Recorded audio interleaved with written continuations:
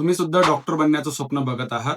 NTA कडून मिळालेल्या answer कीवरून tentative मार्कच्या आधारे आपल्याला कोणत्या कॉलेजमध्ये एमबीबीएस, बीडीएस, बीएमएस या कोर्सला ऍडमिशन मिळेल, कोणत्या कॉलेजची फीस किती लागेल या संदर्भात माहिती जाणून घेण्यासाठी कृष्णा कन्सल्टन्सीच्या वतीने दिनांक 4 जुलै 2026 अकोला येथे हॉटेल रणजितला सकाळी 10 वाजेपासून तर संध्याकाळी 5 वाजेपर्यंत सेमिनार आयोजित केलेला आहे.